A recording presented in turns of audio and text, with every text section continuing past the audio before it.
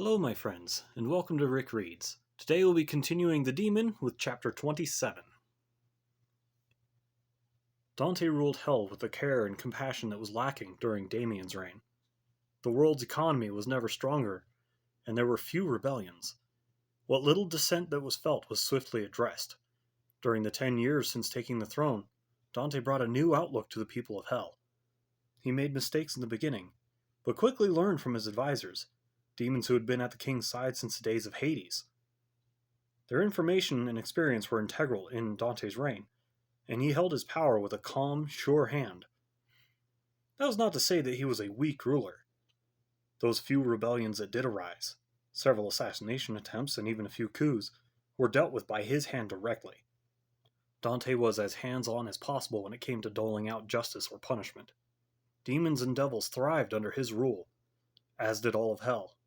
His world was at peace. As time went on, Dante set out to discover more about his world. He quickly found that there were indeed parts of hell reserved for the souls of the damned, where they would be endlessly tortured for eternity, called the pits.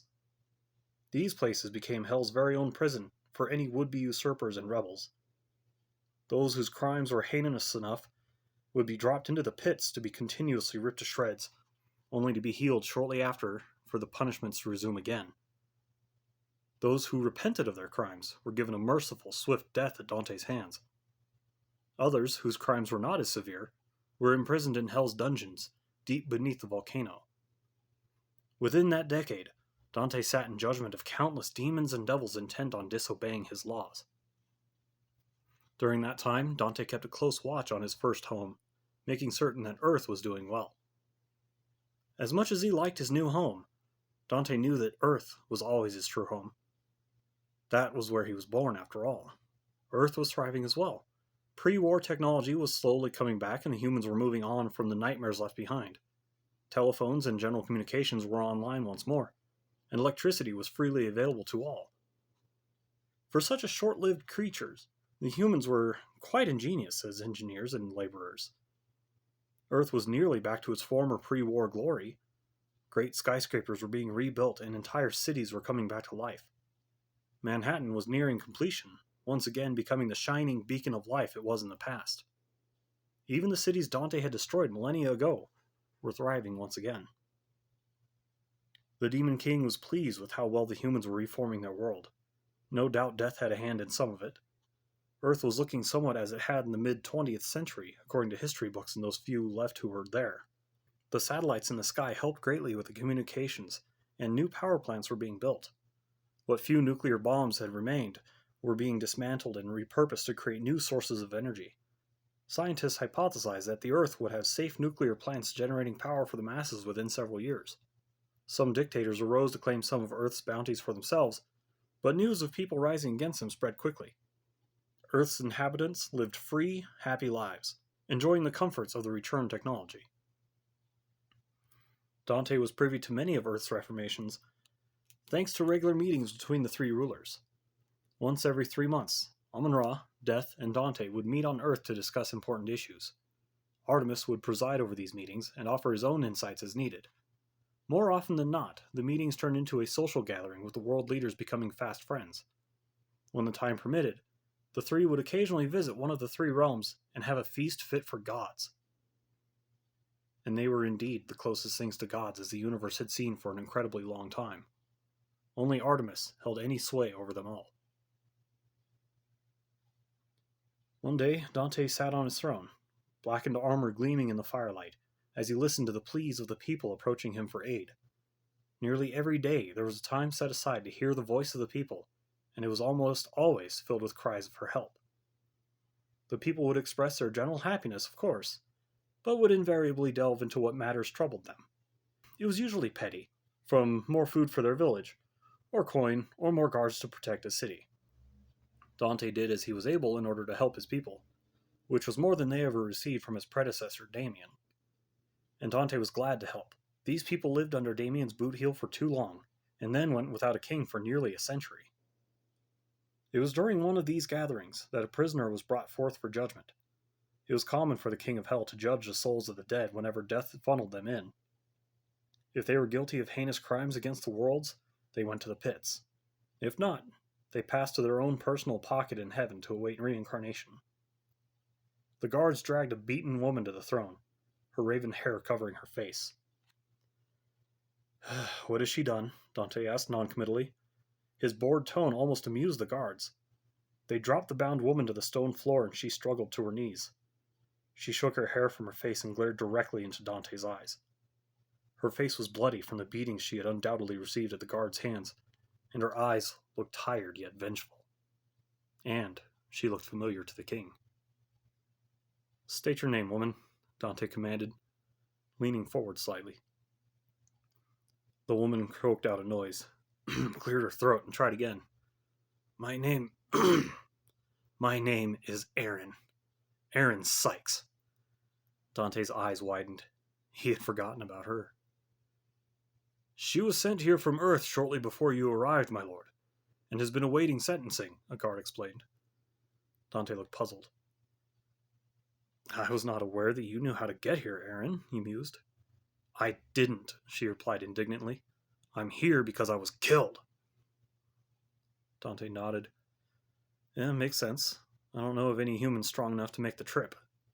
I ask again, what have you done?" Aaron tried to stand but was forcibly shoved back to her knees by a guard. She shot him an angry look and leveled her glare back to Dante. "I failed," she muttered. Dante leaned forward some more. "Failed at what?" "At being yours," Aaron grinned helplessly. "I thought that with that woman out of the way, you'd notice me. I was wrong, and I was tricked." "Tricked how?" Dante demanded. "The angel. Victor." Aaron smiled at Dante's immediate scowl. "He killed me." Dante rested back on his throne and thought to himself.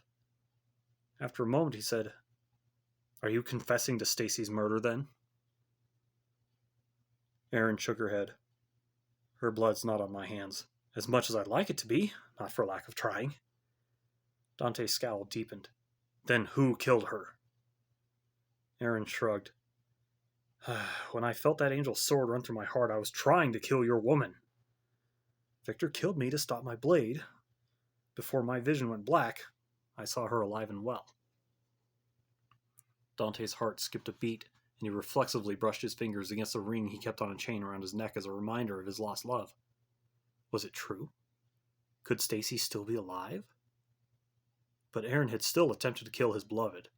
For that, she would be severely punished. "Guards, throw her in the pits.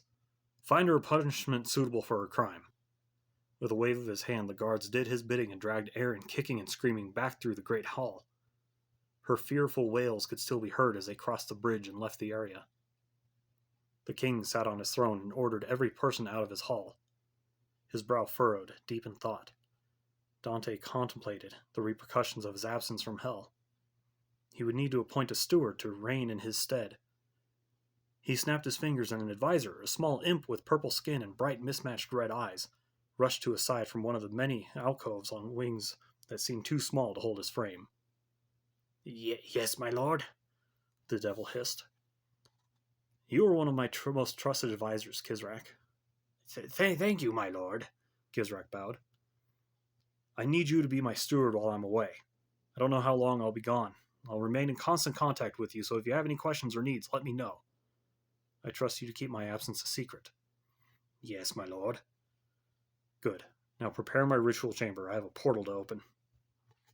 Kizrak fluttered away to do his king's bidding, while Dante sat in contemplation. If Aaron's words were true, the implications could be dire. He had been away for over 10 years. To a human, that was a long time. If Stacy was truly alive and well. But Dante had felt her die. He felt it through the ring he still kept. Sudden realization hit him. The ring was not perfect. It was attuned to whomever held it. How could he be so foolish? He leapt from his throne and bolted out of the tower. He ran across a bridge and jumped into the air. Wings of shadow erupted from his back, and he flew through the air like a missile. The ground below was dotted in villages and people heading back to their homes. Dante scanned the area looking for the guards and Aaron. He saw a carriage being drawn by a pair of nightmares, obsidian horses with manes and hooves of fire, and dove toward it. The carriage held a cage, and within it was Aaron, still bound and bloody. "Halt!" Dante commanded. The two guards looked back and saw their king, pulling back hard on the reins. The nightmares whinnied in surprise, but stopped, their flaming hooves scuffing at the dirt. Dante approached Aaron's cage, reached through the bars and gripped her by the throat, pulling her closer. "Tell me everything," he hissed. Aaron grinned, enjoying the turmoil in his eyes. "I tried to kill her. I tried hard. But Victor was against it. He stopped me in my first attempt. Then he and I chatted. Seems he wanted Stacy all to himself. So we came up with a plan. We tried telling her you were being unfaithful. Of course, she saw right through that lie. Then I noticed her ring. It was so similar to the one you wore. Add that to the fact the two of you were always in contact, I figured it was through that ring. So I stole it. I could feel you trying to contact her, and she didn't seem to notice I had the ring. I used that lack of presence against her. I told her you had died. Well, she took it ever so hard. While she was distraught, I raised my blade to strike. Victor was faster, unfortunately. He drove his sword through my heart and sent me here." Dante's horrified expression brought an evil smile to Aaron's lips. "Then the death I felt through the ring was you," he surmised. His horrified expression changed to one of sinister delight. He looked deep into Aaron's eyes and smiled, stealing her mirth. "They say the eyes are the windows to the soul." Aaron's terrified look grew as she realized Dante was adding another punishment to her sentence. She screamed as a white-hot burning sensation rippled through her body. "I've set your soul on fire, Aaron," Dante shouted over her screams. "It won't consume you, but you'll be in never-ending agony for the rest of eternity. Enjoy the pits." He released her and allowed the frightened guards to resume their trek to the pits of hell. Dante returned to the tower, his hopes renewed. He would find Victor and force him to tell him where Stacy was. After Dante had the information he needed, Victor would die. Dante planned to talk death into letting him have the angel's soul to let Victor suffer and rot in the pits. Once reunited with Stacy, Dante would bring her back with him to rule at his side. Nothing would stop him from having the family he always wanted. Artemis paced in his chambers. Agitation shook his feathered wings and caused him to clench his fists. He had heard about the woman Erin and her venomous words to Dante. Given free rein, Dante would destroy all of Earth to get Stacy back. Such was death's warning. Artemis had little use anymore for romance and openly despised soulmates. He would see Dante rotting in the ground before he allowed the demon to start another war on Earth's soil. What the demon did in his own kingdom was his business, but once that conflict spread to another realm, Artemis was forced to step in. It was his job to keep the balance and the peace between the three worlds. Death had come to the Archangel to warn him of Dante's movements. The Reaper was afraid Dante would rain destruction down upon the humans to find his beloved, and it was Death's fault. He was the one who wanted to have a more prosperous world after the war. He was the one who sent Dante back in time to make sure the future was secured. And it was Death who had allowed the continued reincarnation of Stacy's soul to become the woman Dante was destined to marry. Death had advanced the reincarnation cycle to bring the woman to Dante decades sooner than fate originally planned. Death felt responsible for the coming onslaught of violence. Artemis considered revoking the Reaper's powers. Artemis had listened, scowl deepening, and formed the beginnings of a plan. As the king of hell, Dante was nearly godlike in power, thus impossible to accurately foresee his actions, and would be nigh unstoppable if allowed to go on the rampage that was surely coming. Strip him of those powers, however, and he becomes yet another simple demon on Earth. Artemis had the power to do so, after all. Then again, there was always the alternative. Hand Victor over to the demon, and let Dante exact his revenge.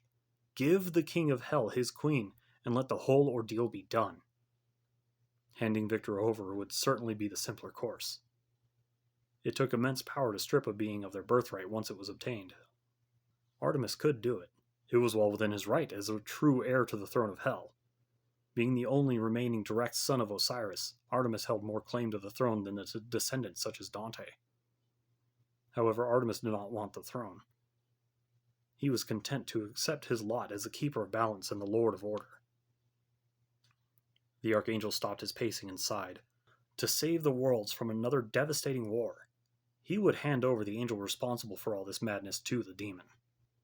This decision would only lead to more evil entering the world, but Artemis vowed to take a direct role in rebalancing everything.